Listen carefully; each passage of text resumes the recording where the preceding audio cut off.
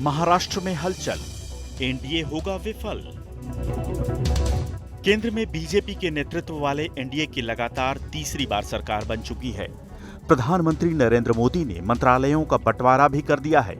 लेकिन इस बीच महाराष्ट्र में एनडीए के सहयोगी घटक दल शिवसेना, एकनाथ शिंदे गुट और एनसीपी अजित पवार खेमे में एक ऐसी हलचल महसूस हो रही है जो न सिर्फ एनडीए के लिए संकट के संकेत हैं, बल्कि महाराष्ट्र की सरकार के लिए भी अच्छे संकेत नहीं माने जा सकते। खबरें नाराजगी की आ रही हैं।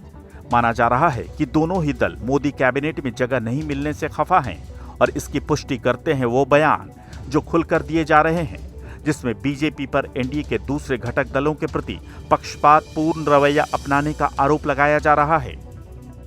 सबसे ज्यादा नाराजगी हालांकि एनसीपी अजित पवार गुट में देखने को मिल रही है, लेकिन महाराष्ट्र सरकार के सीएम एकनाथ शिंदे गुट की शिवसेना ने भी अपने तेवर खुलकर दिखाने शुरू कर दिए हैं। खास तौर पर शिवसेना एकनाथ शिंदे गुट से जीते नवनिर्वाचित सांसदों के तेवर अब तीखे होते जा रहे हैं, जिसमें कई वजहें भी गिनाई जा रही हैं। शिवसेना एकनाथ शिंदे गुट की नाराजगी की पहली वजह है 15 में से 7 सीटों पर जीत के बावजूद मंत्रिमंडल में अनदेखी। दूसरी वजह है कैबिनेट मंत्री पद मिलने की उम्मीद धराशायी होना। और इससे भी ऊपर सबसे ज्यादा आहत करने वाली कुछ चीजें जो गिनाई गईं, वो बताती हैं कि महाराष्ट्र में एनडीए पर संकट के बादल मंडराने लगे हैं।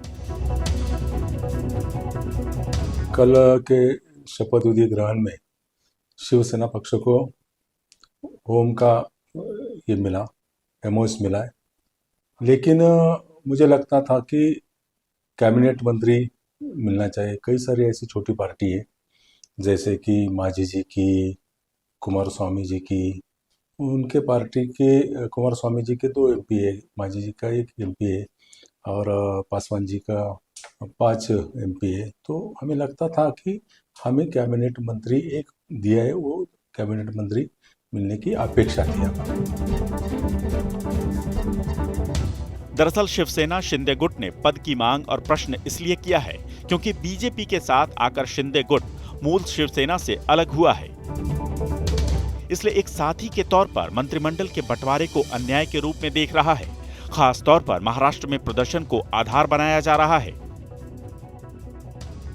मसलन महाराष्ट्र में बीजेपी ने 28 लोकसभा सीट पर चुनाव लड़ा था, लेकिन 9 सीट पर ही जीत हासिल हुई, जबकि शिवसेना शिंदे गुट ने 15 सीट पर चुनाव लड़कर 7 सीट पर विजय हासिल की। इस लिहाज से दूसरे घटक दलों की ही तरह शिवसेना शिंदे गुट कैबिनेट मंत्री पद की उम्मीद लगाए बैठा था।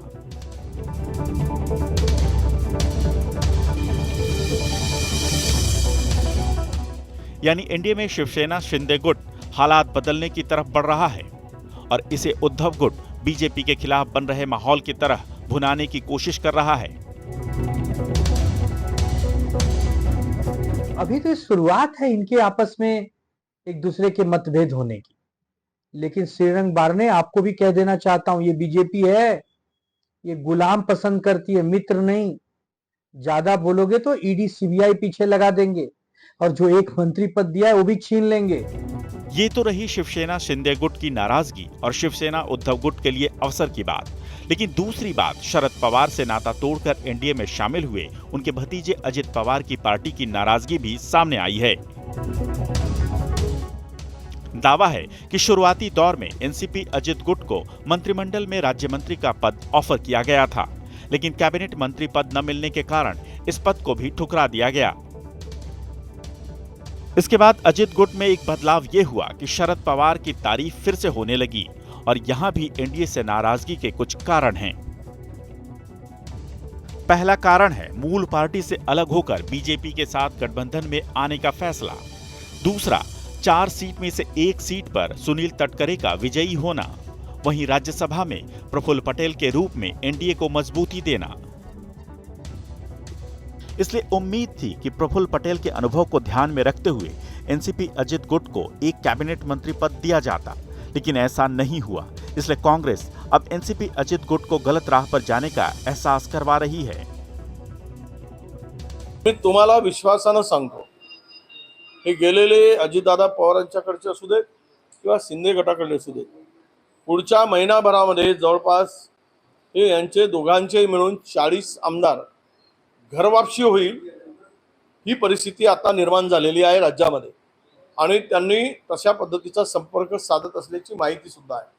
वस्तुस्थिती काय आहे मला माहित नाही, परंतु ती चर्चा मात्र प्रचंड जोरात आहे आणि हे होण्यामध्ये कुठलीही अडचणही मला दिसत नाही, कारण वारे आता महाराष्ट्रातील महाविकास आघाडीच्या दिशेने वाहत आहे. हालांकि इसे पॉलिटिकल सम्मान का प्रेशर भी माना जा सकता है, जिसमें शिंदे गुट को उद्धव गुट घेर रहा है, तो वहीं अजित पवार गुट को एनसीपी शरद पवार गुट और कांग्रेस घेर रही है। लेकिन स्थिति अगर महाराष्ट्र में एनडीए को लेकर बिगड़ रही है तो इसका सीधा मतलब है कि महाराष्ट्र सरकार पर असर पड़ना तय है। इस समय महाराष्ट्र की 288 सदस्यीय विधानसभा में 106 बीजेपी के विधायक हैं, वहीं शिवसेना शिंदे गुट के 40 विधायक हैं, एनसीपी अजित पवार गुट के भी 40 विधायक हैं, वहीं शिवसेना उद्धव गुट के 13 विधायक हैं और एनसीपी शरद पवार गुट के भी 13 विधायक हैं, जबकि कांग्रेस के 44 विधायक हैं और 32 विधायक अन्य हैं। यानी शिवसेना शिंदे गुट और एनसीपी अजित पवार गुट अगर अपने मूल दल में फिर से मिल जाता है तो न सिर्फ एनडीए गठबंधन में दरार पड़ जाएगी, बल्कि महाराष्ट्र की सरकार पर भी संकट खड़ा हो जाएगा और ये संकट मौजूदा स्थिति को देखते हुए आने वाले महाराष्ट्र विधानसभा के चुनाव में बीजेपी के लिए नई मुश्किल खड़ी कर सकता है। हालांकि अभी तक स्पष्ट रूप से न तो एनडीए को खतरा दिख रहा है न ही सरकार को, लेकिन मूल पार्टियों से बढ़ रही शिंदे गुट और अजित गुट की करीबी के संकेत एनडीए के लिए ठीक नहीं है।